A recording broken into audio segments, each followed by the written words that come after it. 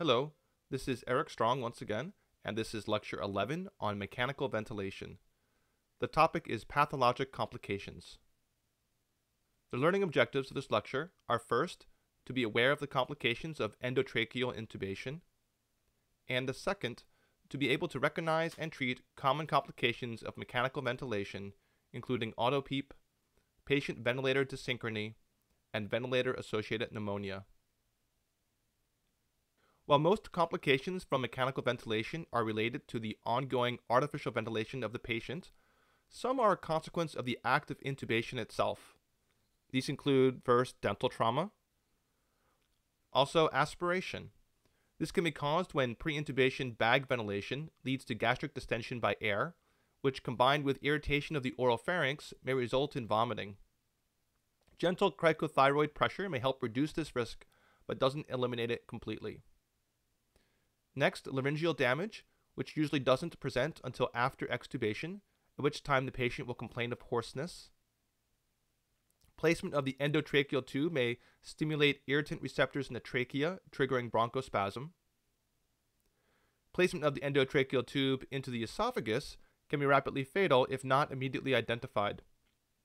The historical means of detecting this include auscultation over each hemithorax and over the left upper quadrant to compare sounds, direct visualization of the vocal cords during tube insertion, subjective assessment of the ease of insufflations and return of the tidal volume, and visualization of upper chest expansion during ventilation. However, due to the relative unreliability of these methods, newer techniques which detect carbon dioxide excretion directly through the endotracheal tube have entered into widespread use. Finally, if the endotracheal tube is advanced into the airways too far, the balloon can be inflated in the right main bronchus. To see why this happens and the consequence, here are two lungs, and this oval will represent the heart. As you can see, the right and left main bronchi branch off from the trachea at slightly different angles, with the left main bronchus being more angled on account of adjacent cardiovascular structures. So when the endotracheal tube is inserted, it will preferentially move to the right side if advanced too far. As the balloon, shown here in blue, isolates the ventilated right lung from the non-ventilated left lung, the left lung will frequently develop severe atelectasis or even total collapse. Hopefully, this will be identified prior to when a bedside chest x-ray can be obtained, but if not, this is what it will look like. There appears to be an absence of the left lung, the endotracheal tube is deviated to the right, and with some experience, you can tell that the cardiac silhouette and mediastinal structures are shifted to the left.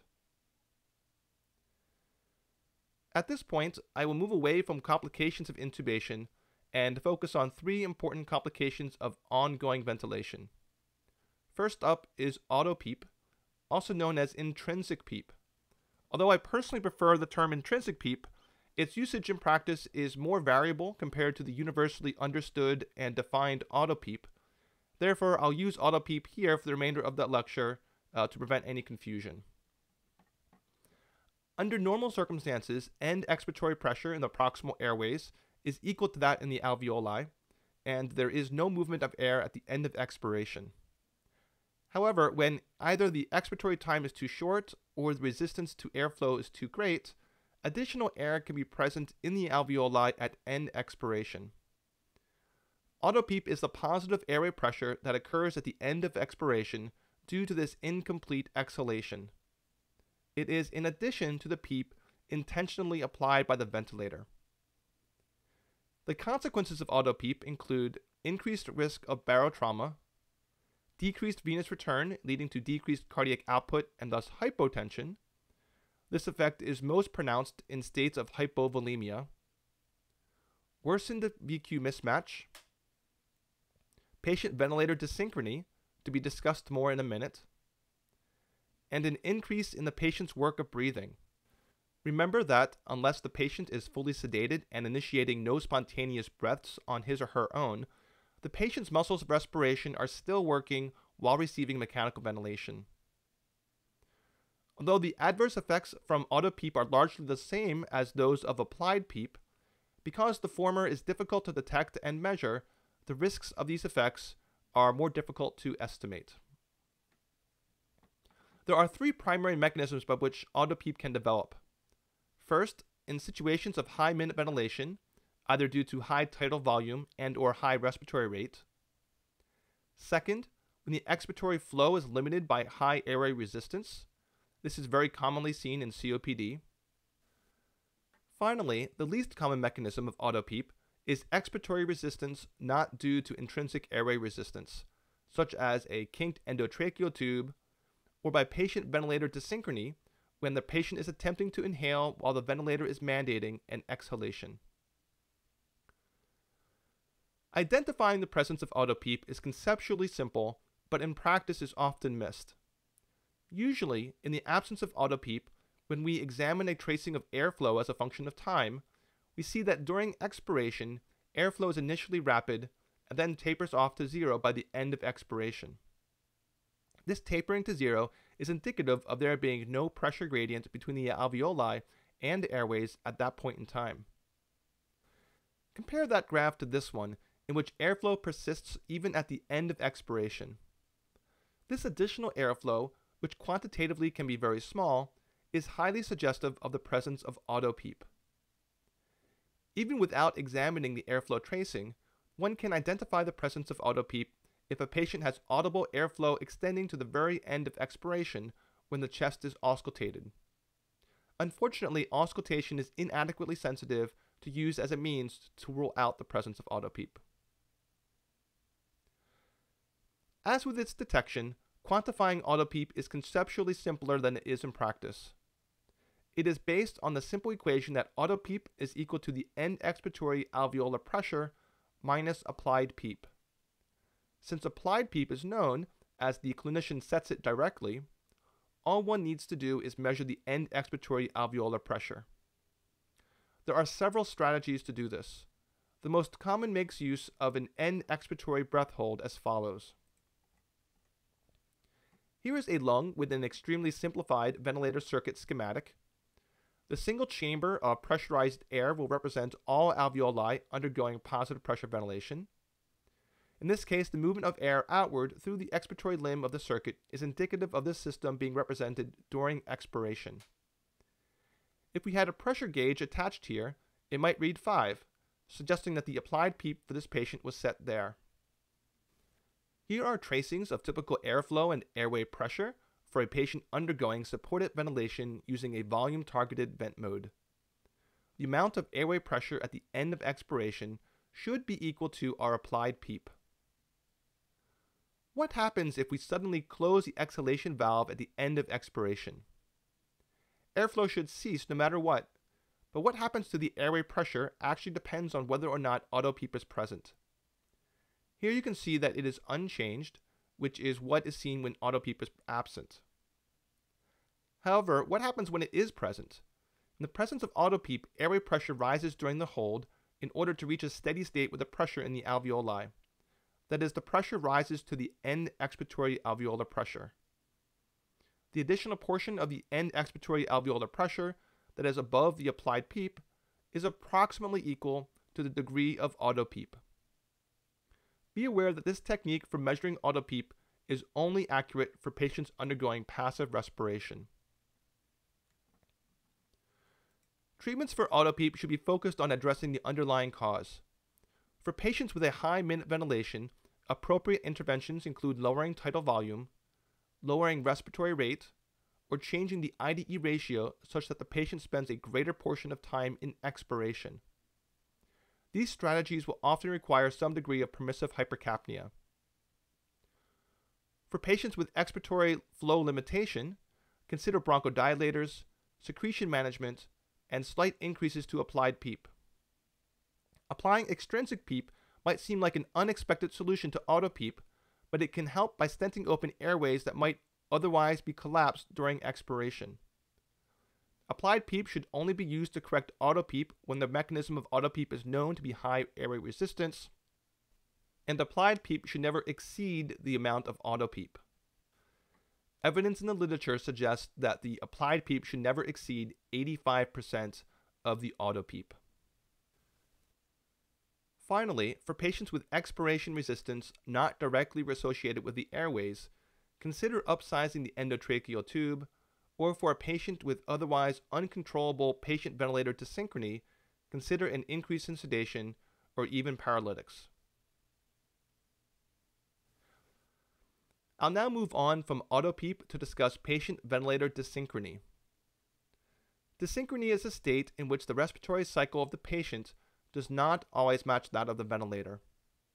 As with auto-PEEP and the upcoming ventilator-associated pneumonia, dyssynchrony is a very prevalent problem.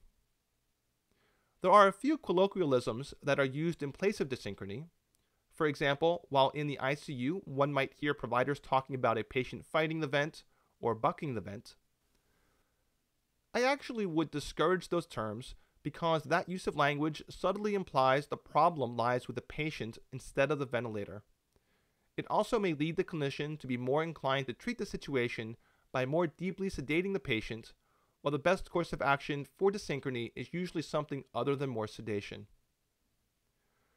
Consequences of dyssynchrony include subjective dyspnea, increased work of breathing, prolongation of mechanical ventilation, and the perceived need for deeper sedation.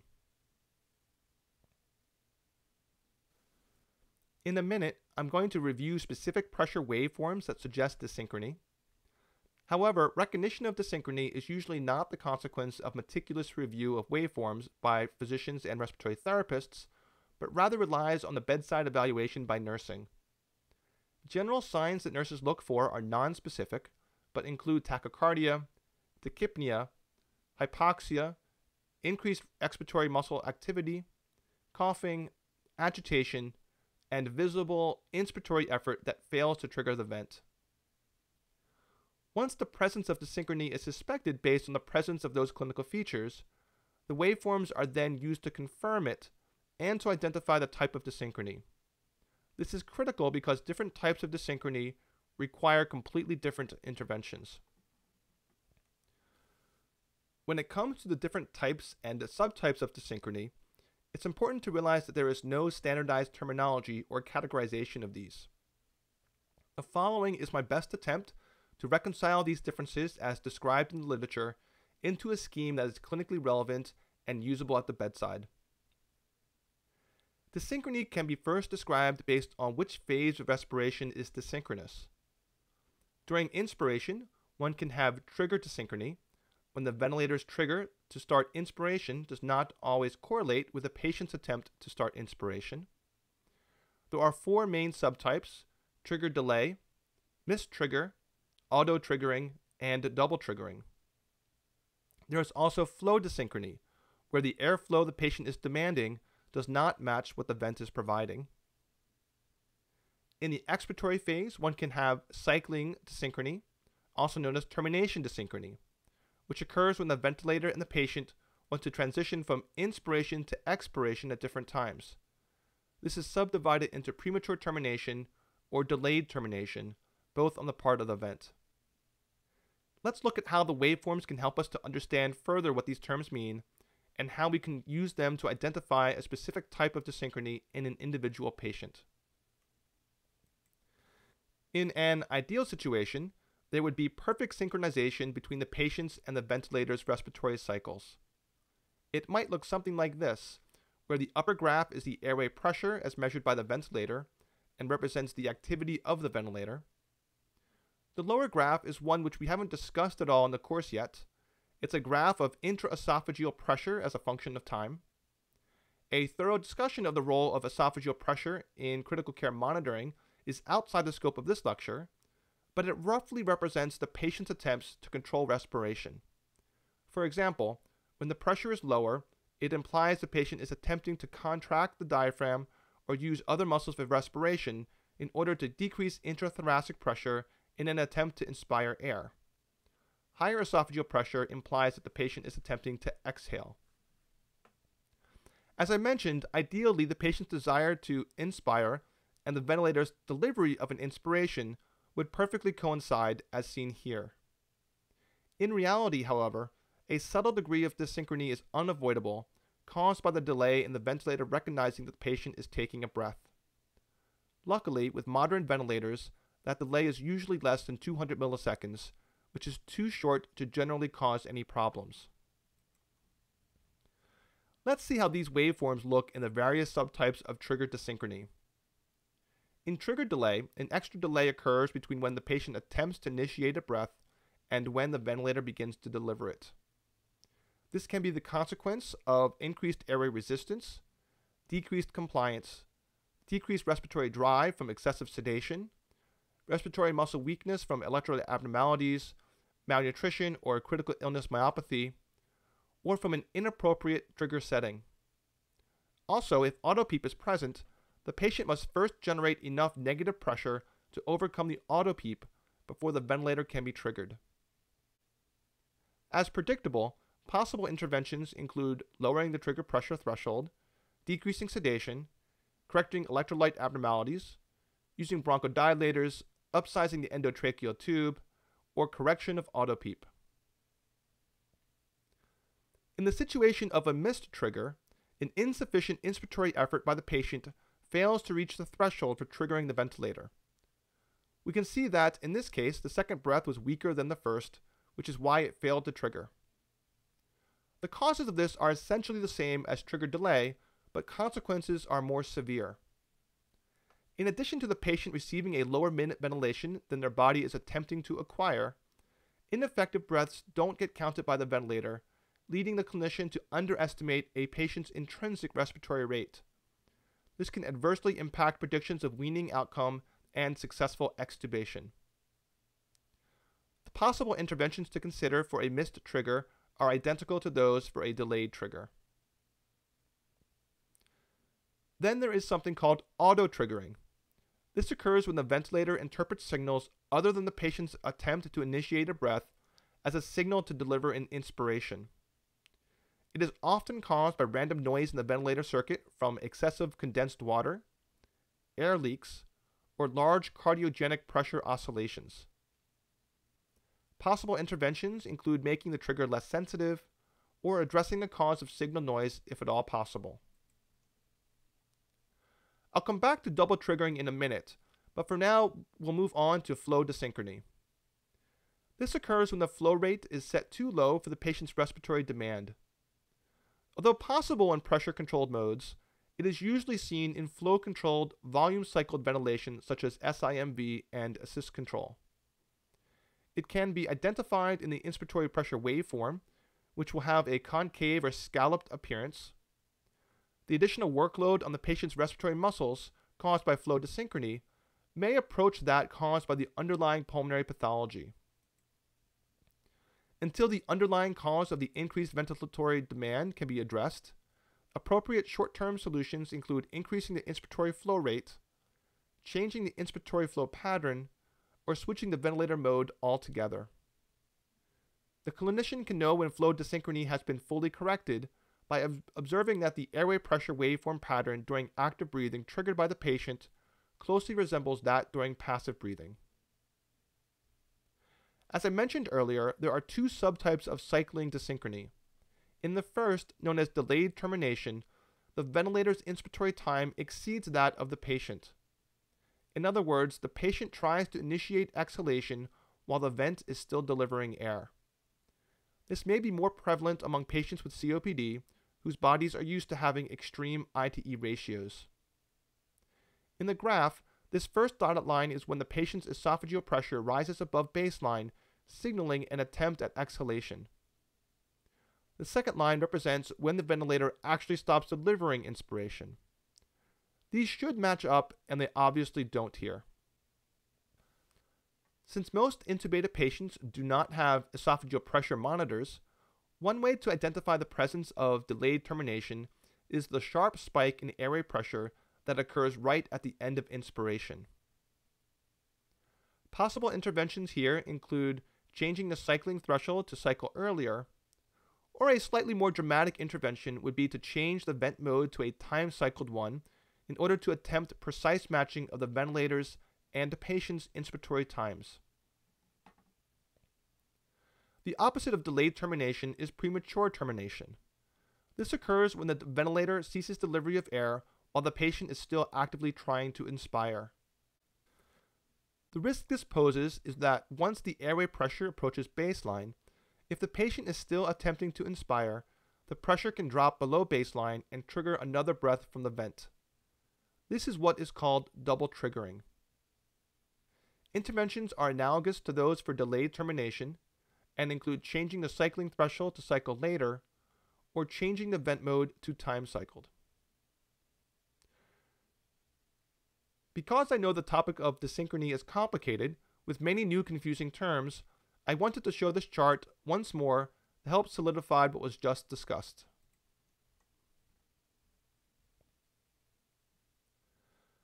The final complication of ventilation that I'll discuss during this lecture is ventilator-associated pneumonia. This term refers to any pneumonia that occurs more than 48 hours after endotracheal intubation. It is the leading cause of death among all hospital-acquired infections. There are several overlapping mechanisms leading to the development of ventilator-associated pneumonia. First, many of these patients are placed on proton pump inhibitors, either to treat known gastritis or other forms of GI bleeding, or more commonly as primary prophylaxis against gastric ulcers. This leads to an unusually high gastric pH, which then results in high gastric bacterial load, a problem which has been reported to be exacerbated by enteral feedings. High bacterial load, combined with extremely prevalent microaspiration around the ET tube cuff and impaired host defenses within the lung, create a perfect storm for the development of pneumonia. Unrelated and less common mechanisms of ventilator-associated pneumonia include hematologic spread from a primary bacteremia, as well as contaminated respiratory equipment leading to direct bacterial inhalation. In terms of the specific causative bacterial species, most of our knowledge is anecdotal or based on personal experience. However, one prospective observational study done here in the US analyzed 327 episodes of ventilator-associated pneumonia over 4 years. They found that the most common causative species were MRSA and Pseudomonas, followed by MSSA, Acinetobacter, and Stenotrophomonas. Unfortunately, those include some of the most highly resistant bacteria that are encountered in clinical practice, which results in the high fatality rate for this diagnosis. For those practicing outside of the US, this breakdown of causative bacterial species will most likely be different. Overall, empiric antibiotic treatment for ventilator-associated pneumonia is very aggressive. The most recent joint guidelines from the American Thoracic Society and the Infectious Disease Society of America recommend the combination of an anti-pseudomonal beta-lactam plus either an anti-pseudomonal quinolone or an aminoglycoside plus either vancomycin or linezolid if MRSA risk factors are present. That last qualifier about MRSA risk factors feels very unnecessary to me, as it is the extremely rare patient with ventilator-associated pneumonia who does not have an MRSA risk factor. Antibiotics should be narrowed once a causative pathogen is identified. Recommended duration of antibiotics is variable and depends upon the isolated pathogen and clinical response within the first several days. Typical durations may range from 7 days for a modest infection secondary to an enteric gram-negative organism like E. coli, to 21 days or longer for a severe infection due to MRSA. That concludes this lecture on the complications from intubation and ventilation. The next lecture will cover troubleshooting vents and how to approach the ventilated patient in acute respiratory distress.